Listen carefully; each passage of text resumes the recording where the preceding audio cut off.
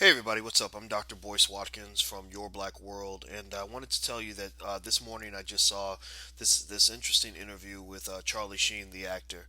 I've always thought Charlie Sheen was a great actor, and whenever he was in a movie, I knew it was gonna be good stuff because he always delivers. He's very talented.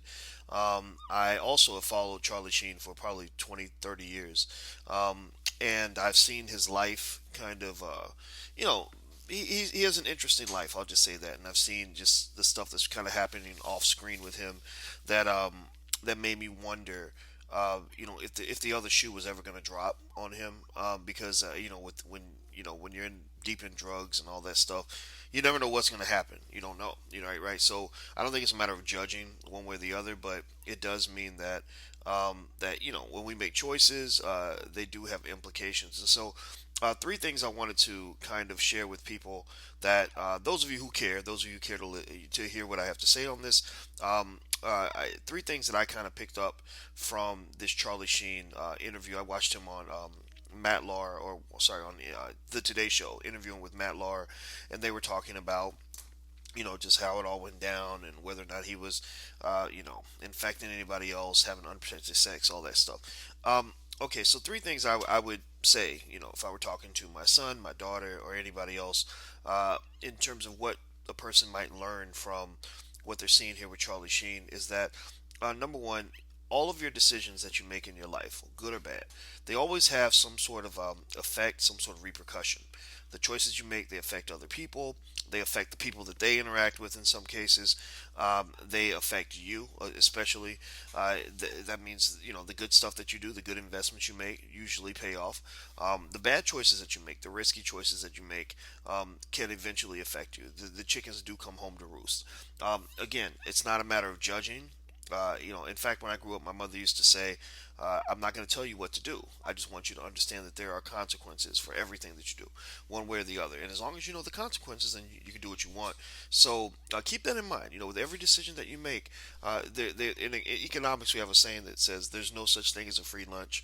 So one interpretation of that statement could be that there's no such thing as sort of being able to just either make bad choices or be lazy or do crazy stuff all the time and not think that that's eventually going to affect you. It does eventually catch up with you, and it's kind of sad when it does. Which actually kind of leads to the second point on this, which is when you talk about the power of sexuality. Again, when I talk to my girls about sex, I just say let's get out of it. Let's go into the judgment free zone. We have a society where we talk about sex in a way where we kind of I guess we because I don't know if I wouldn't say that we consider it to be sacred. We consider it to be taboo. We don't talk about it the way we should. So a lot of young people, they learn about sex from their friends or from what they see on TV because their parents won't talk about it. People have a tremendous number of outcomes and choices and crazy things happening in their sex life that no one ever knows because they won't tell anybody. I believe that many people get their HIV diagnoses in the dark, meaning they don't tell anybody because when you announce that, people are going to call you names and ask what were you doing in your life and why were you doing this and doing that. And what I would say is that it's kind of unfortunate that we live in a society where people don't talk about sex more. And the reason is because sex is one of the most important uh, things in our existence. It's one of the most important things that you'll ever do in your life. Why? Because sex is the foundation of the creation of all human life. And there's nothing more important than the thing that actually made you exist in the first place. And it happens a lot, happens every day, all the time, everywhere. And I just think it's kind of strange that we live in a society where people are afraid to talk about it. It's really weird to me. And so what I'll say is that when you talk about sex, and this is what I say to my girls, when you talk about something that's that powerful, anything that's that powerful, you have to be very careful with it. Like a gun or fire, they're very powerful. You have to be really careful with fire. You can't just go lighting stuff on fire left and right. Eventually, your house might burn down. So when it comes to sex, um, you know, if you think about the fact that we live in a society where people are encouraged to just, you know, do whatever they want to do and still have people feel sorry for them when the consequences roll in. I think that might be a little bit of a contradiction. I mean, because on one hand, you have the people that will shame somebody like Charlie Sheen for whatever he did with women. I'm not in that category per se, but I don't agree with the way he lived his life. I'm not going to say I can sign off on that. But on the other hand, you're going to have people that go to the other extreme that say that you can do whatever you want. You can just sleep with a new person every day, and then if bad things happen to you, it's because you were or it was an unfortunate situation. Um, I don't agree with that either. Yeah, you might have been unlucky, but you also made bad decisions. You also didn't respect your body. You also weren't being careful. And sometimes what can happen, and this is kind of a lesson for men when it comes to sex, and women too, to a point. I mean, because we can't pretend like men are the only. I mean, remember, a lot of men when they have sex, they're sleeping with women. Most men, right? So although you have gay people and stuff like that too, so you can throw that in the mix. But you know, it's interesting to me that I've seen situations where you'll have a guy that has a lot of female attention, a lot of women, maybe because he's rich, he's famous, he's got money, whatever it is. And well, rich is the same as having money, but you get my point. And and he never meets a pretty girl he doesn't like. He goes from city to city, and there's a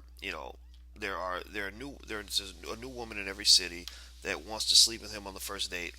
And so you have these two adult people who make an adult decision that is going to have adult consequences or could have adult consequences, right?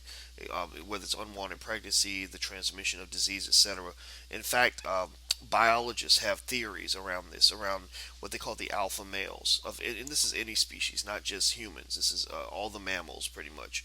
So even among dogs or bears or deer or buffalo, you have the alpha males, and they're the ones that the females are all attracted to. And what happens is diseases can get spread because the alpha males are kind of going from place to place, woman to woman, and all the women want to sleep with them. So each one of them catches something from the alpha male, right? So, or each one of them gets impregnated by the alpha male. So, if you translate that to humans, you have the alpha male, aka Charlie Sheen, Terrell Owens kind of person back when he was playing football, and he was this Adonis kind of looking guy with this great body. He's rich and he's famous and all these other things.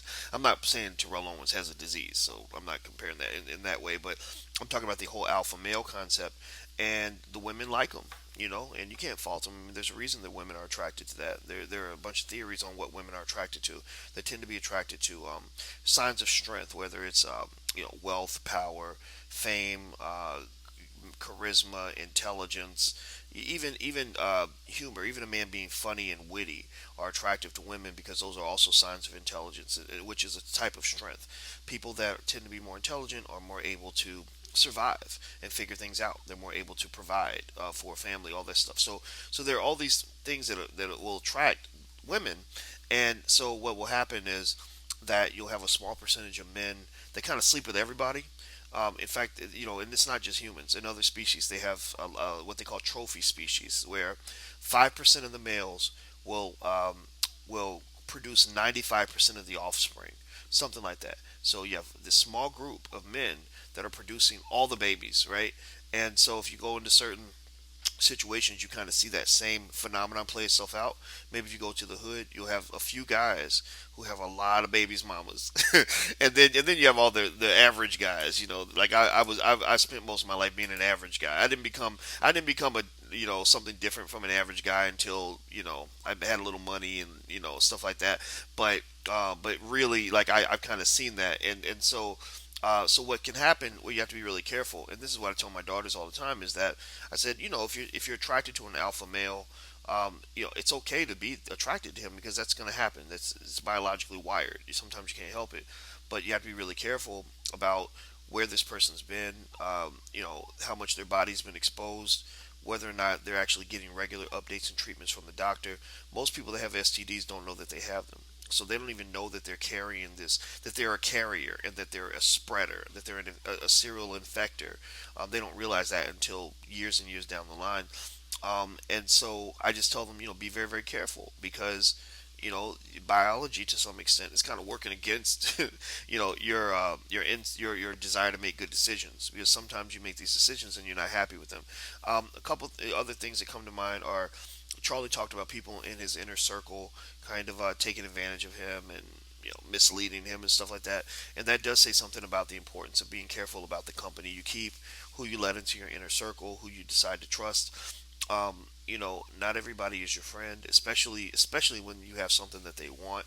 I don't know Charlie Sheen, but I just wonder if he was cautious in terms of who he let into his inner circle, who he trusted with his personal information. Just know that when you let somebody in that inner circle, you then become vulnerable to that person. So you want to make sure you take the time to kind of get to know people before you let them get really close to you. Even to this day, I get a lot of messages from people that want to get really close to me really fast, and I have to be extremely cautious of that kind of thing because I don't know who's trying to get to me. I don't know if the feds are watching or you just never know. And I'm not joking. I mean, black people who say things like, let's control black spending. Everybody support black businesses.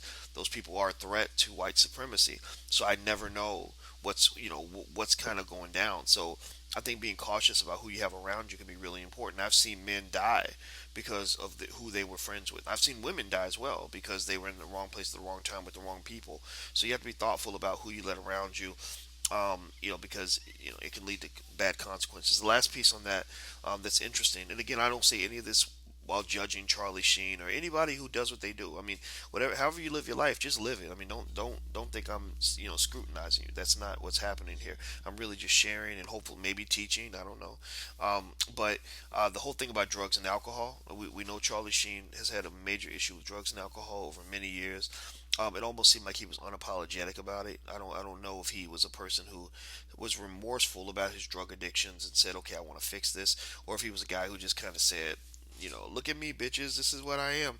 Um, it's okay to do whatever you want to do, but the thing about drugs and alcohol, and this is why I'm big on. I don't drink. I haven't. I took a drink. I took a shot. I drank a shot glass of something like when I was 21 years old, but literally since that time I haven't drank hardly anything except like half a beer one time. Again, that was like when I was 29.